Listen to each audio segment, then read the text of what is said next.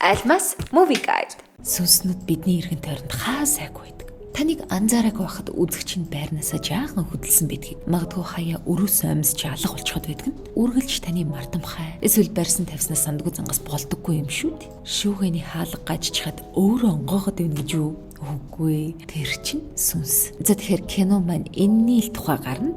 Гэхдээ бүр бодит явдлаас сэтвэлсэн бүтээсэн кино юм гэсэн шүү. Ghostbusters Center-тэй жаахан төстэвтер маягийн хөнгөн сонирхолтой. Мэдээж инээдмийн. Тэгэд мэдээж сүнс далдын хүч, юр бусын үзэгдлүүд гэх тиймэрхүү зүйлс дуртай хүмүүс минь тоглон суугаарай. Гол дүрийн хоёр маань нэлийн сонирхолтой хүмүүс. Rose Devlin бол X сүнс судлаач бөгөөд одоогор бол хуваараа жолооны хичээл ажилладаг ганц бие багш. Харин эсрэг талд Мартин бол эхнэрээ алдаад ганц охиноо харж бэлэвсэрч үлдсэн ганц бие залуу. Харин хамгийн сонирхолтой нь түүний эхнэр нас орсон ч түүнийг стил орхиог. Эхнэртэйгээ ярьдаг, одоо болтол холбоотой байдаг гэж хэлж байна. Харин Мартины охин өөрөө ээжтэйгээ холбоо тогтоож чаддаг болохоор аавынхаа энэ үйлдэлийг нэлээд буруу шаах юм аа.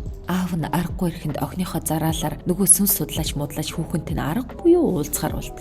Гэхдээ санаа манаа зовдөг ч юм уу, ичиж яасан ч юм уу, шууд за би танаар сүнс хөөдүүлэх гэсэн юм аа гэж хэлж хичээдсэнгүй. Мартин өөрөө насаараа машин барьсан баг Fast Furious-ийн жолооч нар шиг маягийн нөхрөөж худлаа жолооны хичээлд чинь сууж мууж байгаад нөгөө сүнсээ хэрхэн хөөхөө яах уу мах уу гэж асууж гарлаа л Роз харин зөвшөөрсөнгүй. Зодгоо тайлсан майлсан яасан ч гинүү хаалгаасангүй. Одоо энд манай супер антагонист буюу киноны маань гол муу талын дүр жаахан бүтлгүйч хурхан муу санаатай Villain Winter гэд нөхөр байна. Ямар ч амжилт ололтгүй гуйлахч уран бүтээлч байж байгаад нэг хийсэн дуун бүр аимшигтай их амжилт болоод гинт буст хийж тесэрч гарч ирээд од болсноо. Тэрнээс хойш ямар ч дуун дахиж олны тааллыг олоогүй гэж байгаа. Мань нөхөр бүр насан багасаа нэг тийм бурхан сүнс чөтгөрлөг сүсгтэй хүн байсан болохоор өөрийнхөө онгодыг олж дуунуудаа амжилттай болгохын тулд онгоо охины сүнсээр тамийн бурханд өргөл барих юм гээ. Роз маргашин ч юм уу хизэнэн ч юм нэг өдөр дэлгүүр хэсэж яваад тавилангаар ч ихүү тохиолдолч ихүү Мартины охинтойгоо цуг ажилладаг дэлгүүрт нь явж ороод дахиад л бас тавилангаар ч ихүү Мартин өөрийнх нь тухай ярьж байгаа гоё юмнуудын тухай сонсоод сэтгэл нь уяраа наана.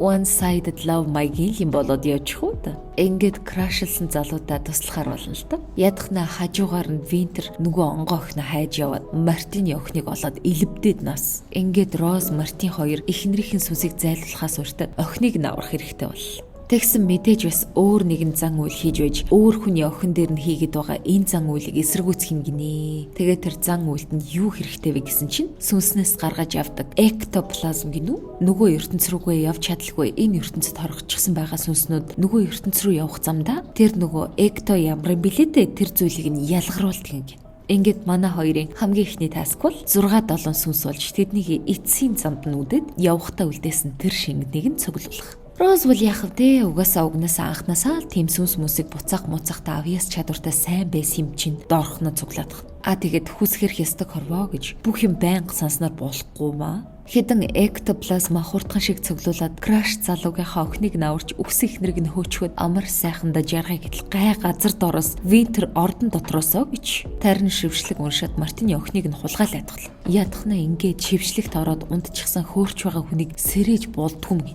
Хүчээр сэрээвэл шууд л хийтэй бөмбөлөг задарч байгаа юм шиг хамаг цуснууд гиз дотор нь гараад дэлбэрдэг юм. Мартин хөөрхөн амтай охин нь тэгээд нүднийх нь өмнө хөөрөөд яваад авахд юу ч хийж чадахгүй арга мухар даск. Ингээд охин нисж явсаар Винтерийн байшин дээрээд Винтерч 4-9-аар хараалж ятгуудаа уншиж байгаад охиныг там руу илгээгээд жам 9-аар тамийн бурханд онгоо охины сүнсээр дахлаа өргөжсөн. Одоо өөрийнх нь хөгжмийн онгод эргэд ирнэ гэтэл ирдгүүд. Тэгсэн нөгөө сүнс залгигч бурхан өөрийн биеэр хүний ертөнцид гарч ирээд чи яаж намайг ингэж доромжилд зүрхэлж чадаж байна. Би өстө одоо та нарыг бүгдийн чинь сүнсийг сорно барина гэд боо юм болтгоо. Тэгээд бүүн сандралдаан, уйлаа, майлаан, орлолтон болоод яасан ийсэн хэрэг явдал юунд байв гэдэл мань охин чи ариун биш байсан байдаг байгаа. Тэгснэ нөгөө ууртай бурхан чинь бүр дүрлзэж байснаа гинт нэг юм шинжлээд байц та. байц та нарыг өршөөж болох юм шиг байна. Энд өөр нэг яг жинхэнэ онгоо охин байна гэж авдээ.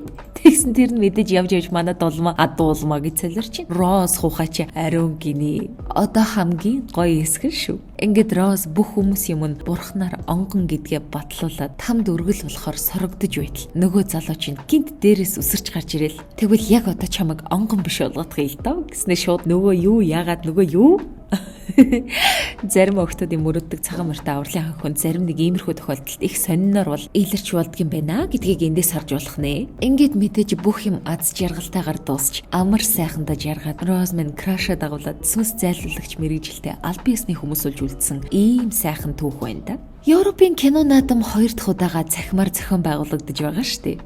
Өмнө хэлсэн тий кинонуудаасаа үзэж байгаа юу? Энэ минь кино бол бүр хөөрхөн байгаа зү. Тэр наадмын хүрээнд Санденс, Кан, Венец гэх мэт нэлээд нэр хүндтэй олон улсын кино наадмуудаас шагнал хүртсэн 16 бүтээлийг гаргаж байгаа юм байна лээ. Хаанаас үзэх вэ гэж юу? www.festivalscope.com Almas Movie Guide